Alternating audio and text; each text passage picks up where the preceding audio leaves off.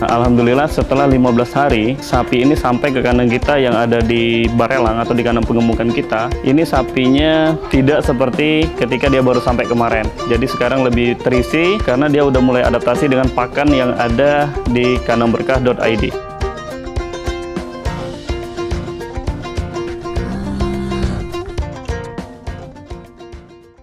Assalamualaikum warahmatullahi wabarakatuh. Alhamdulillah sahabat kandang berkah semuanya. Hari ini kita ada kesempatan review sapi yang tanggal 28 Agustus kemarin sampai Batam. Ini tepatnya 15 hari dia di kandang pengemukan kita yang ada di Sembulang. Kita akan lihat sapi ini yang setelah 15 hari di kandang pengemukan kita yang ada di Barelang. Ini kita akan lihat perkembangan sapi-sapi ini setelah 15 hari sampai di kandang berkah.id.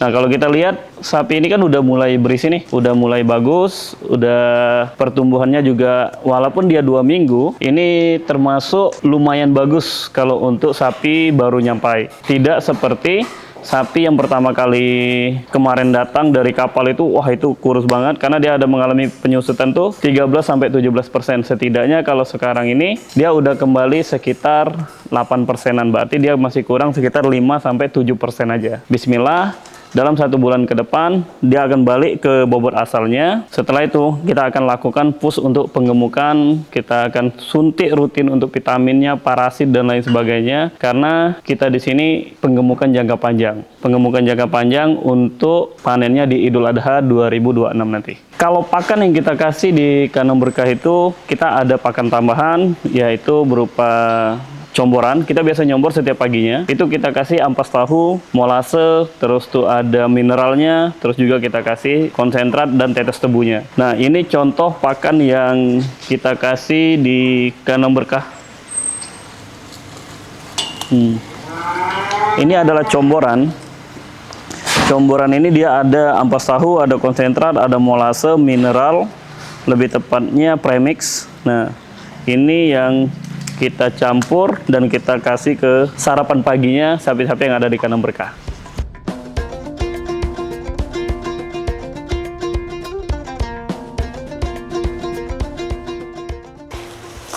Nah, ini untuk pakan yang kita kasih di kandang berkah. Ini adalah tebon jagung yang difermentasi, yang ada bahan-bahan campurannya berupa konsentrat, terus tuh premix dan molase yang udah difermentasi sama SBP-nya. Jadi ini kandungan proteinnya, kandungan karbonya udah cukup di sini dan serat kasarnya juga udah terpenuhi. Nah, beda halnya ketika sapi baru sampai itu, sapi biasanya baru sampai itu kita akan full kasih hijauan selama 3 hari.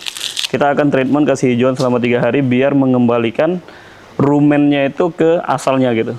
Karena pada prinsipnya sapi ini pada umumnya itu dia wajib mengkonsumsi hijauan.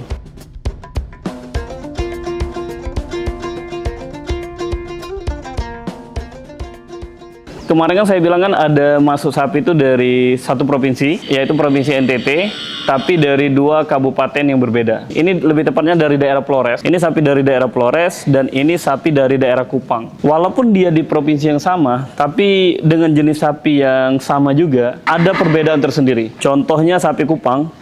Kalau sapi Kupang itu dia lebih cenderung ke pendek, dia lebih cenderung pendek dan badannya juga tidak terlalu panjang. Tanduknya itu dengan ciri khas tanduknya yang dia kalau tanduknya itu seperti ini dia, mepet gini kan. Nah, kalau sapi Flores itu beda. Nah, kalau Kupang, entah kenapa sapi Kupang ini lebih identiknya hitamnya pekat, terus si pendeknya itu tetap, badannya juga tidak terlalu panjang. Tanduknya ya ciri khas tanduknya dia agak mepet dan dia akan ke depan gitu. Ini asli sapi Kupang. Ini kita lihat ini beda banget nih. Ini pendeknya sekitar berapa? Apa ini? Paling ini semeter 8 atau semeter 5-an ini. Tapi secara daging, walaupun dia dari Flores ataupun Kupang, itu akan sama aja. Bedanya itu di tinggi badannya aja. Di tinggi badan dan pendeknya gitu. Tapi kalau Kupang itu dia lebih cenderung dia tebal. Sapinya itu lebih cenderung lebih kelihatan gemuk. Ini sapi Kupang asli nih. Warnanya hitam, tanduknya seperti itu, badannya pendek. Tapi kalau untuk kualitas daging ya, saya rasa ya kalau untuk Bali itu tetap di angka 54 sampai 56 lah untuk persentasenya. Nah, kalau ini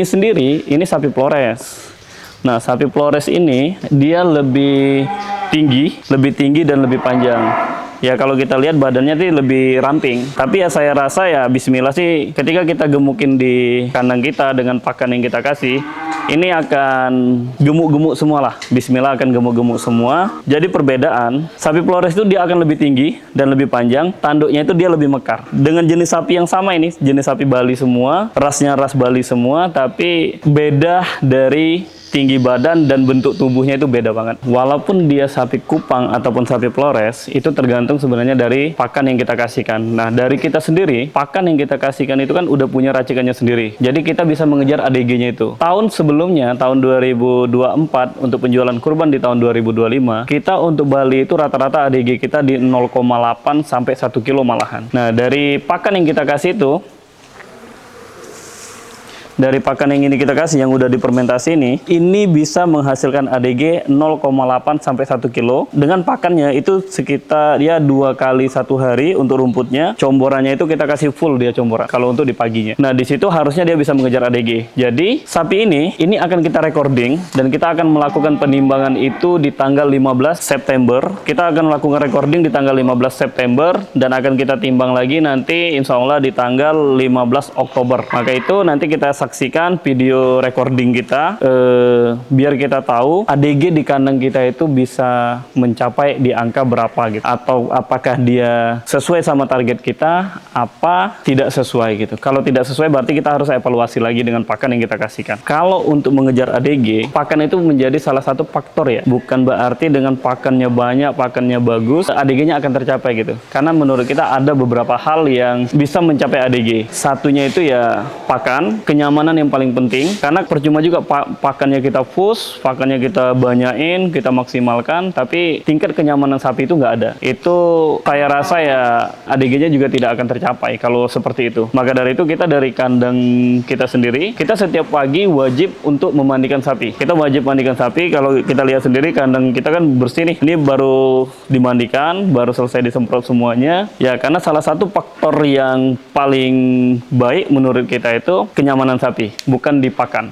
Kalau pakan itu sebagai tambahannya aja. Percuma juga dia pakannya bagus, full protein, karbonnya tercukupi, tapi kalau kandangnya nggak steril, kandangnya juga tidak nyaman, ya akhirnya ADG juga tidak akan tercapai.